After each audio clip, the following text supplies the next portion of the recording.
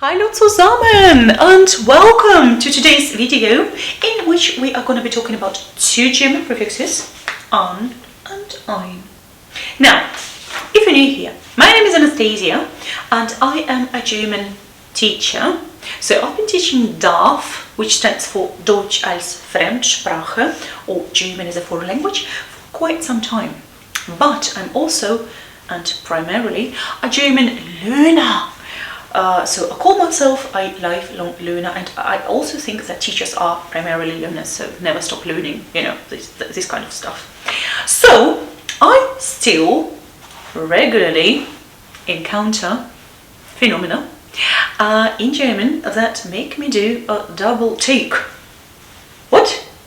Was ist los? What's going on, right? And these two prefixes, I have to say, can cause a bit of a headache, and still do. So like I've been in a course recently, Fortbildung in German, right? And I caught myself saying an, but what I meant was ein. More to it in a second. It's in one of those verbs. Okay, so I will draw your attention to it when we'll be talking about those verbs. So the reason why I've picked these two prefixes is because, first of all, it's been on my mind for quite some time.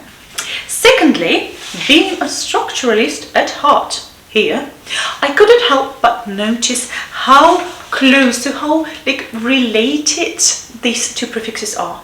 Phonologically, morphologically, and also semantically. So, let me explain. Phonologically speaking, we are dealing with a monophthong, an, so we've got one vowel, right? An, and we're dealing with a diphthong, ein, right? So two vowels, an, ein. But in terms of articulation, when you are pronouncing these prefixes, what happens is you sort of intend to say, for example, ein, but you end up saying an. Yeah, it's to some extent unavoidable, I'd say. I mean, it's happened to me before, okay? So, speaking from experience, so you really have to activate here like the many channels in order to sort of, you know, not to make that mistake. Then morphologically, both are prefixes, obviously. One consists of 2 letters, another one of 3 letters, so this isn't a big problem, I'd say. And I actually have a video devoted to prefixes, English prefixes, but like also negative prefixes, if I'm not mistaken, on my channel. What I'm trying to say is, if you have absolutely no idea what prefixes are, I recommend you check out that video. Okay, so it might be helpful.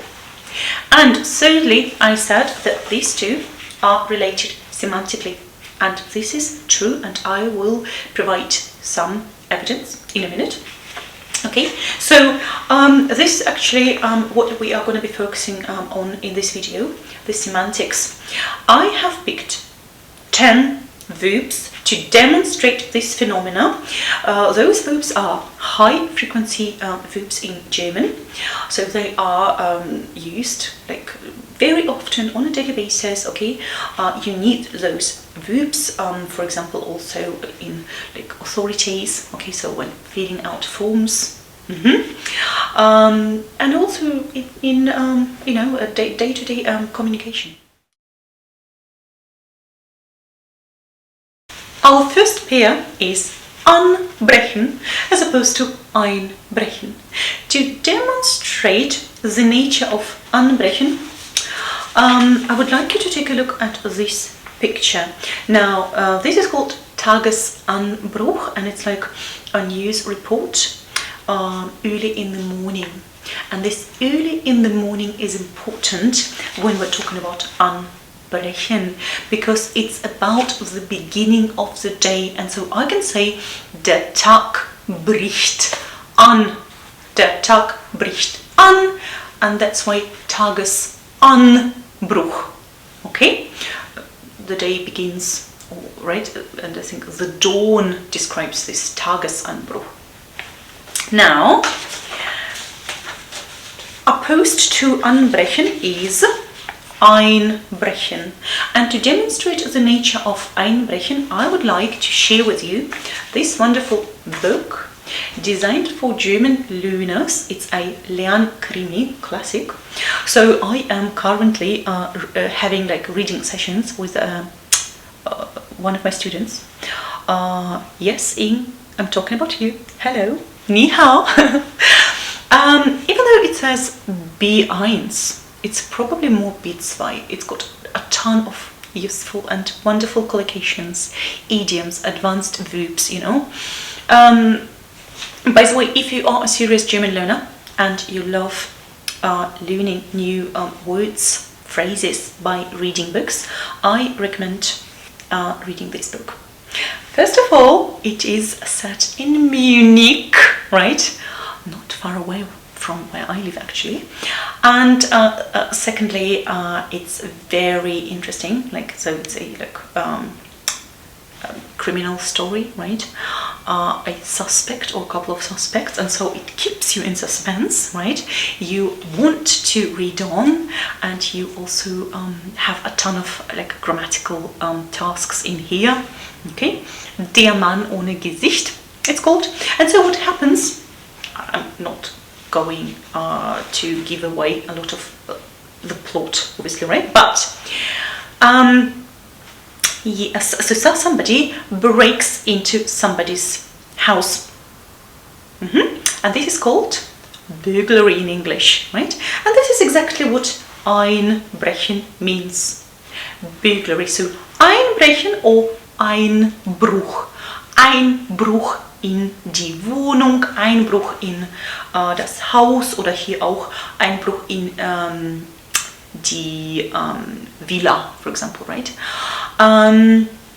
So Wolpertinger is like a mystical creature here in Bavaria. So somebody regularly breaks into people's houses, steals something, and leaves behind this Wolpertinger creature. I will say no more to this story because I really want you to read it. So, Einbrechen, right? Just perhaps it might help you to save this information in your mental lexicon. Lernkrimi, Einbrechen, burglary. Our second pair is Anpacken as opposed to Einpacken. Now, you could take an educated guess, but I bet you would never guess what Anpacken means, because it is counterintuitive, okay? So Anpacken means lend a hand. What does this idiom mean in English? To help, right? To help. Can I give you a hint? And this is Anpacken, okay? And so the phrases that you're likely to hear are: wenn alle mit anpacken, wenn alle mithelfen. Oder like in a job description, ja, advertisement: wir suchen jemanden, der mit anpackt, mitdenkt, das Team unterstützt, right? Its partner Einpacken, I think, is less problematic. It is very intuitive, right? And yes, it has something to do with packing, right? Packing, package, einpacken. So you need a suitcase, for example, yeah, Koffer, Sachen einpacken, Kleider einpacken, ja, Klamotten einpacken, Bücher einpacken, Geschenke einpacken, okay? So in the customer service you could say: könnte ich bitte dieses Buch als Geschenk einpacken lassen? Okay, einpacken as opposed to unpacken. So my card is full, so I've had to delete a couple of videos to proceed with today's video. And the third pair, verbal pair, and we've got anstellen as opposed to einstellen. Now these two verbs share one meaning, and this meaning is to employ somebody, and this is why you've got such a noun as Angestellter. Angestellter, Angestellte, angestellt, angestellt, okay, so employed by somebody, okay. Okay, so this is like their common area, common feature. Wir stellen ein. You can see very often like an advertisement, wir stellen ein, like in a bakery shop, meaning we are looking for somebody. Wir stellen ein. Ich bin angestellt, like regularly employed, okay. This is number one. Now, specific meanings. Anstellen. Was hast du schon wieder angestellt? What have you done again? Okay, so a negative meaning. Was hast du wieder angestellt? Meaning somebody's been silly. Okay, somebody's lost their temper. I don't know. Somebody's exploded. Okay, metaphorically speaking, and somebody's, I don't know. Somebody's not showing up, okay, and you know our behavior has consequences, and so the parent, for example, got a telephone call, right, and when the call ends, the parent might say, was hast du denn wieder angestellt? Die Lehrerin hat sich wieder gemeldet oder sowas, okay? Anstellen, einstellen. Einstellen, it's like adjust something, set up, prepare. I was at the dentist's. It's still hurting. This jaw still hurting. I digress. And so I took a seat, right? The doctor wasn't there yet, but the medical assistant told me, jetzt stelle ich alles ein. Ich stelle jetzt alles ein. Okay, I'm preparing everything for this, you know, like X-rays to be made. Okay, meaning millimeter for millimeter, everything exactly and precisely, right?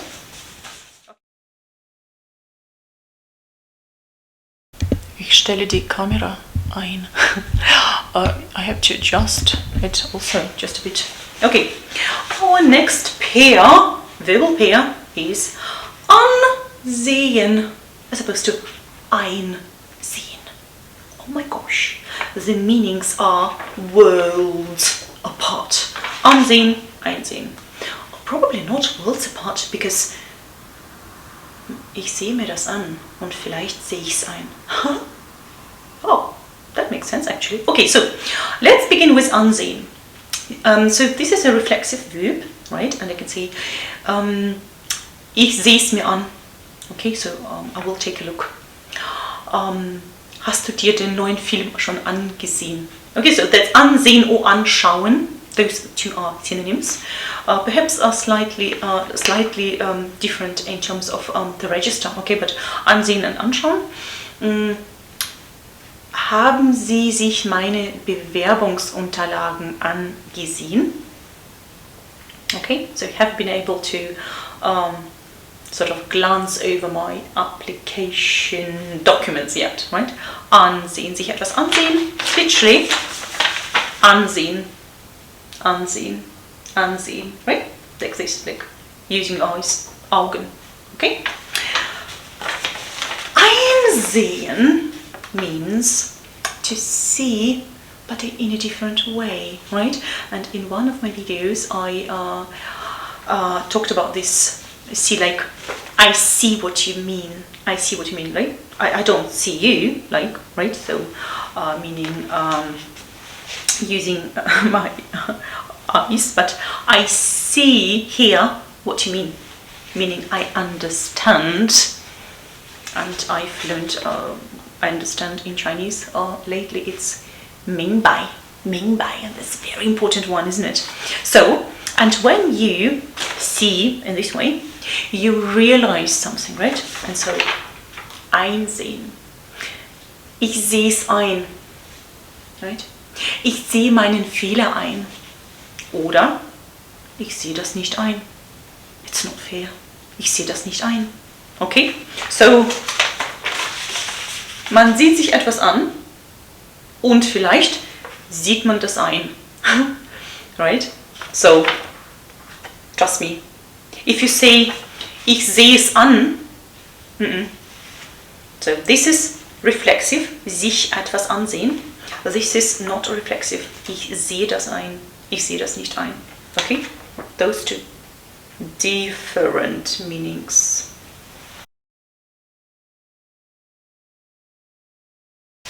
Alright, our fifth pair is angeben, eingeben. Now, I'm keeping my promise because in the introduction to today's video, I told you that I have been in a course, like a training course, teacher training course. It's called Fortbildung, right? Oh, now I forget what it's called exactly in English. Anyway, and I said angeben, but I meant eingeben. So let me clarify. We were talking about like interesting and diverse teaching styles, like how can you change activities to keep students' attention, right? And I was talking about Kahoot, those quizzes. I love doing Kahoots with my students, and my students love doing Kahoots with me. So, I mean, of course, it's got this competitive component to it, but that's brilliant. Why not, right? To see how good your German is, or English, or Chinese. Not yet, probably. So, the lady who was running that workshop, she said, yeah, can you tell us more about Kahoot? And I was like, yeah, so you've got this code, because there were teachers in the room who had never heard about Kahoot, believe it or not, okay? And I was like, yeah, so you you create a Kahoot, or you use a Kahoot. I use pre-made Kahoots right now, and then there is a code, okay, and the students, they have to type in that code, and this type in that code is this: eingeben. Gebt den Code ein, okay? And for me, eingeben has something to do with your thumbs, or what do you call it? Zeigefinger. Pointing finger? Yeah. Anyway, you have to type it in. Also using your keyboard, right? Eingeben, like this, literally. Eingeben, okay? So, eingeben, Kahoot, code, right?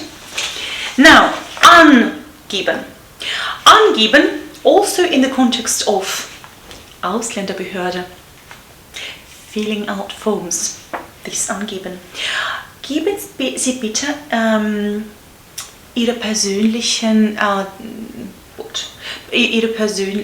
Personalien an, oder Ihre persönliche Informationen an, right? So you see, I have to activate all my channels here to not make this mistake with ein. So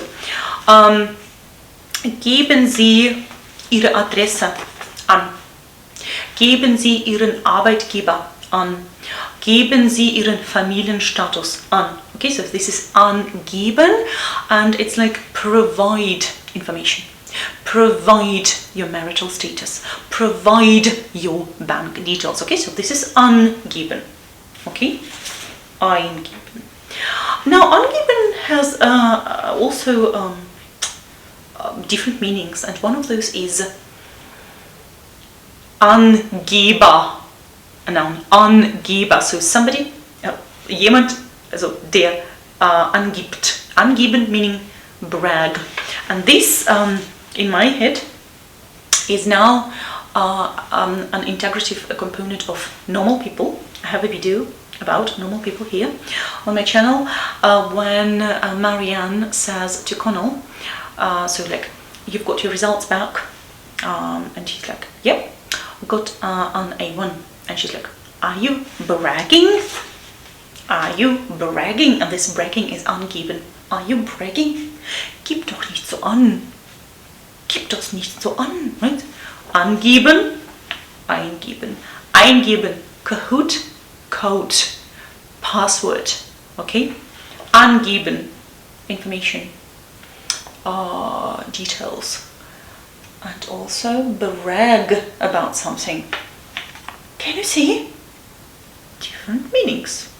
Not entirely in terms of Kahoot and like information, right? But here you use like you do something manually. You're using your fingers, okay? Here you can do it actually verbally. Provide information, you can use it verbally. Very often though, you use a pen. Our sixth pair is anführen as opposed to einführen. Okay, so anführen, I've picked two meanings of anführen. Number one is to be a leader, Anführer. Please don't say Führer, it's got a negative connotation now, after what Adolf Hitler has done, was alles angestellt hatte. Yeah? So say Anführer, right? Also like in social psychology, mobbing and group dynamics, they're talking about Anführer, somebody who, also jemand, der eine Gruppe anführt, ja, genau, so this is the leader, anführen. Another very important meaning of anführen is, like also in the university context or education context, ein Beispiel anführen or Beispiele anführen, right? So provide examples, anführen, ja, genau. As opposed to einführen. Einführen is introduce. Ein neues Thema einführen, to introduce a new topic, yeah. Our seventh pair is anleiten as opposed to einleiten. Okay, so anleiten, you might have heard about Anleitung, which is an instruction. Anleitung, right? So how you can make something work, okay, or function step by step. This is Anleiten. You can also instruct somebody or guide somebody, right, through a process, okay? Reminds me of cognitive apprenticeship. That's actually what this is about, right? Anleiten. Wir werden Sie anleiten, right? So instruct what we expect you to do, right? For example, as opposed to einleiten, right? Einleiten, to begin something. And I can't help but think about one phrase, which is wehen einleiten, to induce labor. In case you're expecting a baby and you're based in Germany, you might need this. Wehen einleiten, so induce labor. So meaning the lady, she like the she's expecting, and the appointment is due, and she's like she's been pregnant for longer than she should be, so to speak, right? And then if nothing happens, the baby is still in the womb, they can say, okay, wir leiten sie ein, not an, wir leiten sie ein, yeah? Oder wir leiten die Wehen ein, okay?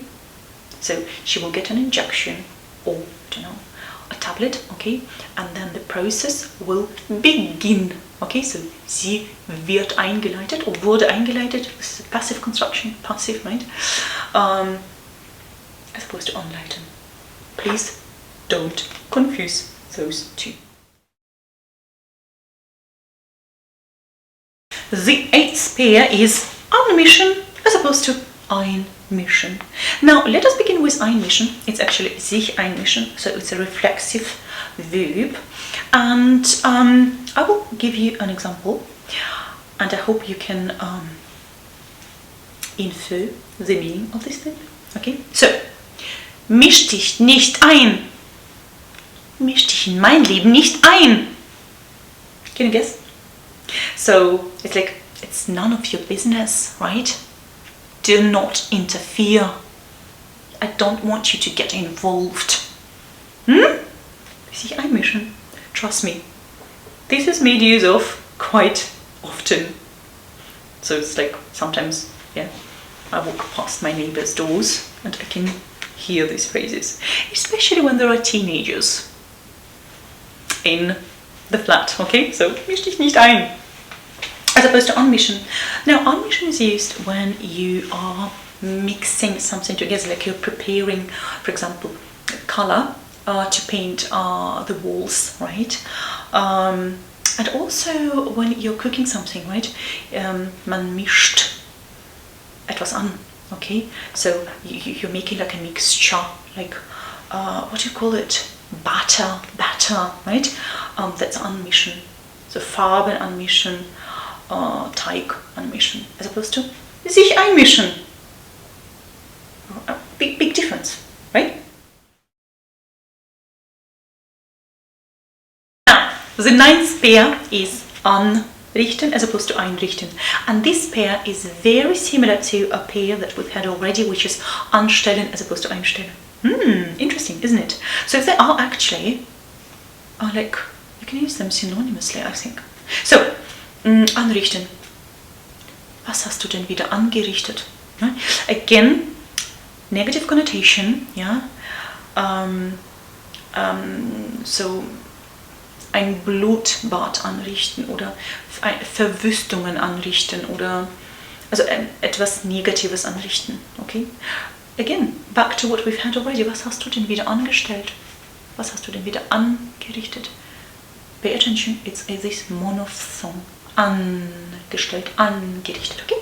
As opposed to einrichten, and who remembers me being at the dentist? Ich stelle jetzt alles ein. Now, ich muss das erstmal einrichten.